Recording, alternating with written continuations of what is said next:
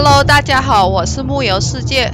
这是我们来西雅图的第2个行程，也是这次自驾游的最后一个景点。我们将要去奥林匹克国家公园玩个2天1晚，然后再开车回温哥华，由温哥华坐飞机回多伦多。奥林匹克国家公园位于美国华盛顿州西北角的奥林匹克半岛上，濒临太平洋。离西雅图大约145公里，3到4个小时的车程。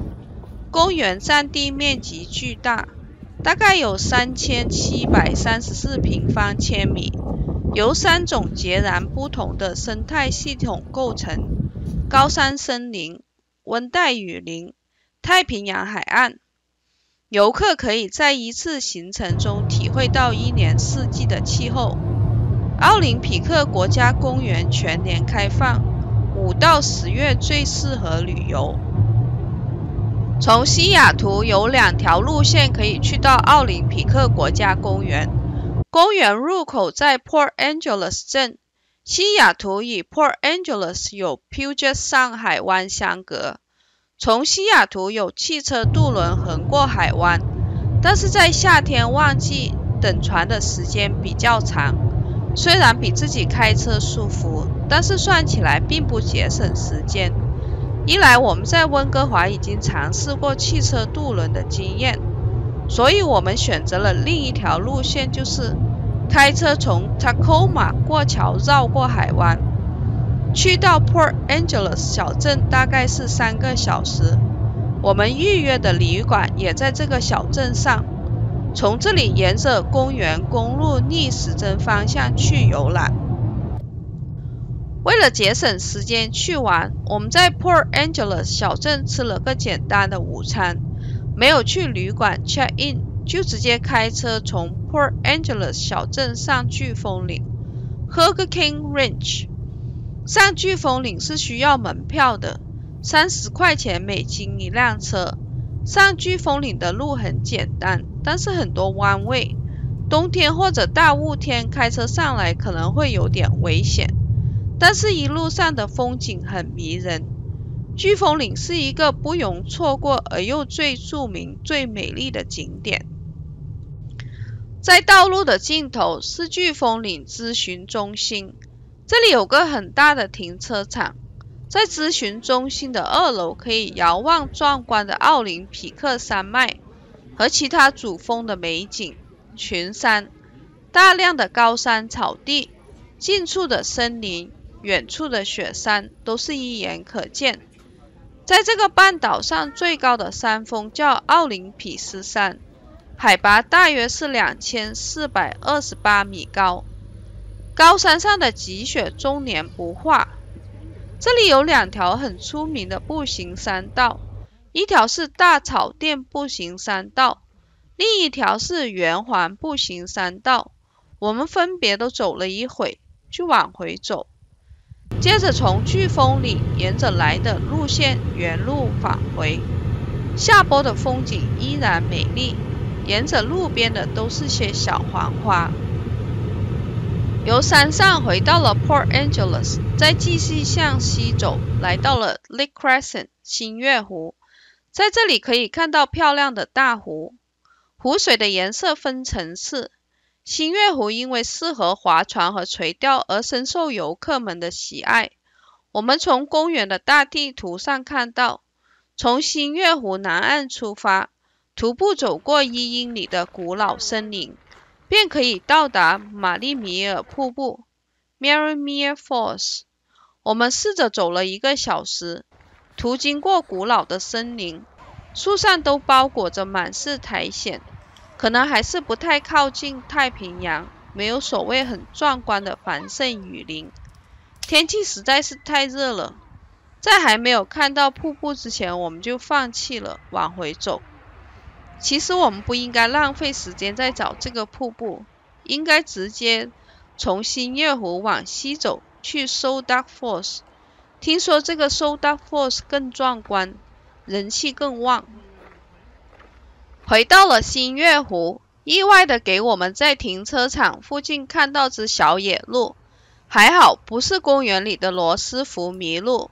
听说奥林匹克国家公园是罗斯福麋鹿群的聚居地，大概有5000多头罗斯福麋鹿生活在这里。就算真的遇见了，大家一定要注意保护自己，不要尝试去喂和接近动物。遇上突发情况，正面正视动物，并倒退离开，切记不要转身跑开。说是这么说，真正遇到情况，还不知道还能否记得呢。傍晚，我们住在 Port Angeles 旅馆，这个奥林匹克旅馆收费也不便宜，$210一晚，普通房间。但是就是方便在奥林匹克国家公园游玩。小镇的海湾有着无限夕阳的美景，隔着太平洋也可以看到对面的温哥华岛维多利亚市。第二天一大早，我们就从旅馆出发去 Claylock Beach。在越接近太平洋，雾气就越大。从太平洋海面上吹来温暖而又潮湿的空气，在吹向半岛时，遇到高山山脉的阻挡，气流沿着山坡上升而冷却，在高空上形成了降雪，半山腰则降雨。山脚下一年四季都有着丰富的雨水，山腰处形成了雨林生态。奥林匹克国家公园地处温带，因此这里的雨林称为温带雨林。热带雨林常见，温带雨林却不多。由昨天的高山森林，今天经过公园中部的温带雨林 Whole Rainforest。因为昨天走过一段古老森林，看见过雨林的面貌。再来我们有点赶时间回温哥华，所以跳过了这一景点。在 Claylock Beach 之前，有个叫 Vialto Beach 也很出名，大家可以去游览一下。来到了太平洋海岸的 Claylock Beach， 可能是一大早，实在是大雾，我们直接看不到太平洋，也不敢走近，但听到很多游客的兴奋叫喊声。因为岸边风大，有点冷，真正尝试到一年四季的气候。在海滩上有很多奇怪的巨大石头，更多各种各样的腐朽树木，都不知道经过多少万年的冲洗，杂乱无章地躺在海岸上。还有海滩旁有一棵树根裸露着，屹立不倒，属于网红打卡点。从 Claylock Beach 出来，一直往南开，绕着奥林匹克国家公园路一圈，回到了西雅图。本想去参观一下华盛顿州的议会大厦，由于是星期天不开门，所以就打道回温哥华。由奥林匹克国家公园开车回温哥华要8到9个小时。当天晚上我们下住在温哥华市中心 Robinson Street， 温哥华的购物街。这里整条街吃的馆子很多，很晚还有人排着队等吃拉面，肯定是网红店。我们就随便找了家韩国鸡吃。原来温哥华的韩国餐厅叫汤是不送白饭的，要另外叫的。下面总结一下温哥华西雅图自驾游的行程。我们加上坐飞机，一共是出游了8天，行程有点紧凑。大家如果想玩得轻松一点，在温哥华、西雅图、奥林匹克国家公园各加1天。如果7、8月去温哥华，订民宿之前记得咨询一下有没有冷气。去温哥华旅游，记得带多点现金。中国人餐厅、面包店，就算是格兰维尔岛也是收现金的。